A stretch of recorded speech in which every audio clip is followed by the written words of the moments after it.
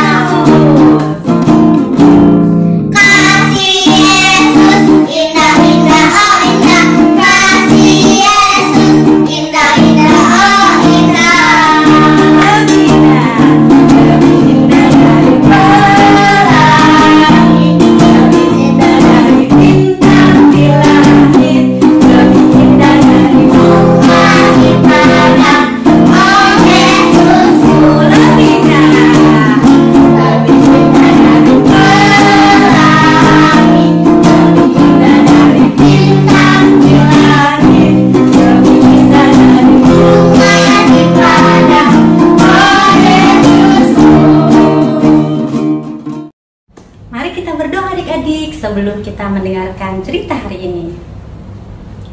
Tuhan Yesus yang baik, terima kasih Tuhan sudah memberikan kami kesehatan untuk kami boleh bersama-sama hari ini mendengarkan cerita. Tuhan tolong kami ya, supaya kami dapat mendengarkan dengan baik, kami dapat melakukannya juga di dalam kehidupan kami sehari-hari. Pimpin kami, sertai kami, dan jagai kami, sehingga kami dapat melakukan firman Tuhan hari ini di dalam kehidupan kami sehari-hari. Dalam nama Putramu, kami sudah berdoa dan mengucap syukur. Amin.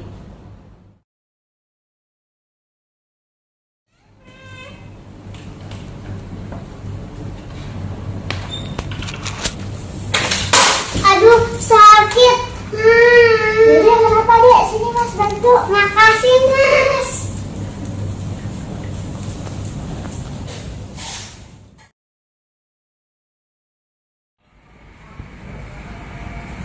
Aduh, berat banget nih.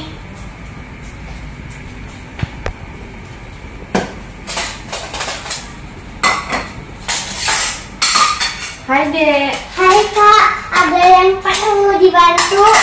Adek boleh bantu susun gelasnya?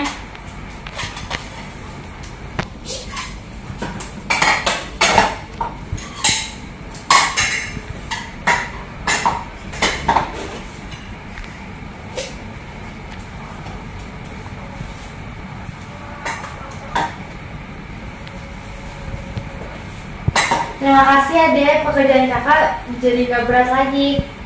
Sama-sama kakak. Gimana drama tadi adik-adik? Hebat ya, luar biasa. Mereka ternyata mau saling menolong satu dengan yang lain. Kenapa sih kita harus saling menolong adik-adik? Ya, betul sekali. Karena kita tahu ketika kita jatuh atau sakit seperti drama tadi, atau ketika kita sedang melakukan kesulitan di dalam melakukan pekerjaan, pasti kita akan merasa senang kalau kita dibantu oleh orang lain. Dan ketika kita dibantu oleh orang lain, kita pun akan merasa tambah semangat adik-adik. Karena kita tahu bahwa ada orang lain yang selalu setia menemani dan menolong kita. Nah, hari ini adik-adik, bukan cuma anak-anak di dalam drama tadi saja yang suka cita kalau ditolong oleh orang lain. Hari ini kita mau bercerita tentang seorang tokoh Alkitab yang meskipun memiliki kesulitan di dalam melakukan pekerjaannya, tapi dia nggak sedih. Dia tetap semangat menjalankan tugasnya. Karena dia tahu bahwa ada teman-temannya yang setia menemani dan menolongnya. Tokoh ini adik-adik dulunya nggak suka dengan murid Tuhan Yesus, tapi kemudian berubah menjadi orang yang setia mengabarkan firman Tuhan. Adik-adik tahu siapa tokoh hari ini?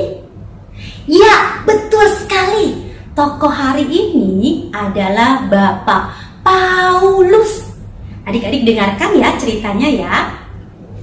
Jadi suatu hari Bapak Paulus pergi nih adik-adik dari kota Athena menuju Korintus untuk melaksanakan tugasnya, yaitu memberitakan firman Tuhan kepada orang-orang di Korintus.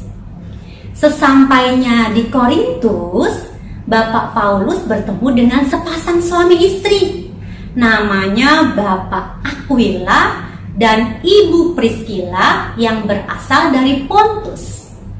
Nah, Bapak Paulus tinggal bersama dengan mereka adik-adik.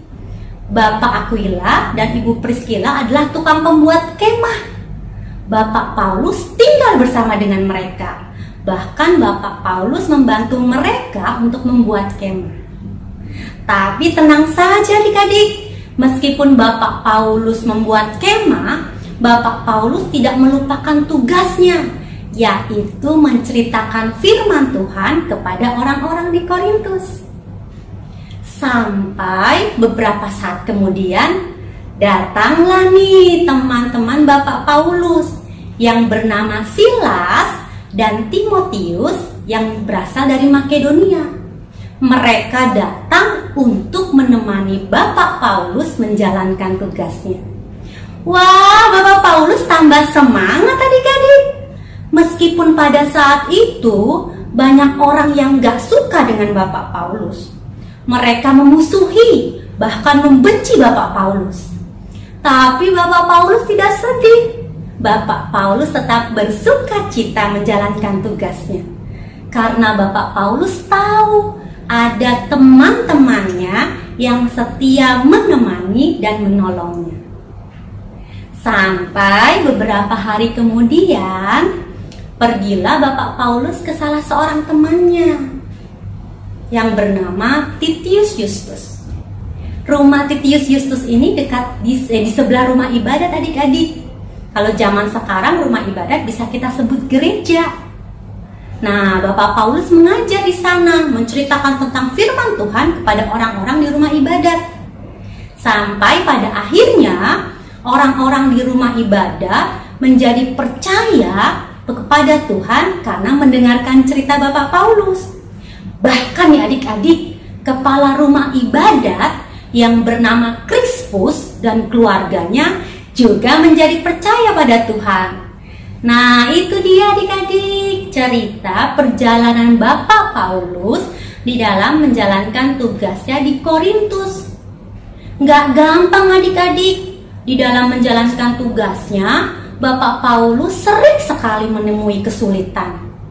Tapi luar biasanya, Bapak Paulus nggak sedih. Bapak Paulus nggak menangis. Bapak Paulus tetap bersuka cita dan bersemangat menjalankan tugasnya meskipun menemui banyak kesulitan. Kenapa adik-adik? Karena Bapak Paulus tahu bahwa ada Tuhan yang selalu menjaga, menemani, dan menolong Bapak Paulus. Tuhan akan memakai orang-orang di sekitar Bapak Paulus seperti teman-temannya tadi, ibu adik-adik, untuk selalu menolong Bapak Paulus. Sehingga meskipun Bapak Paulus menemui kesulitan dalam menjalankan tugas, Bapak Paulus tetap bersuka cita karena Tuhan selalu menghadirkan teman-temannya untuk setia menemani dan menolong Bapak Paulus.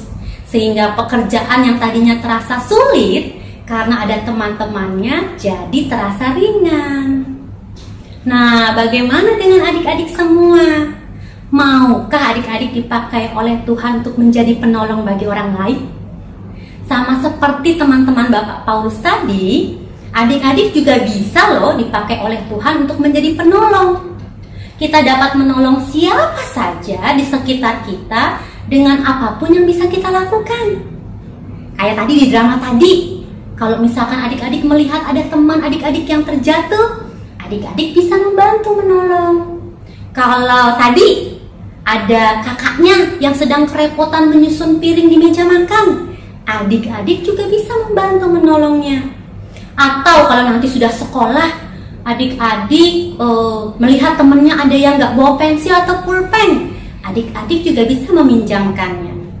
Untuk adik-adik yang lebih besar misalkan contohnya, bisa membantu adiknya mengerjakan tugas, atau bisa membantu adiknya untuk merapikan mainan. Banyak sekali yang bisa kita lakukan.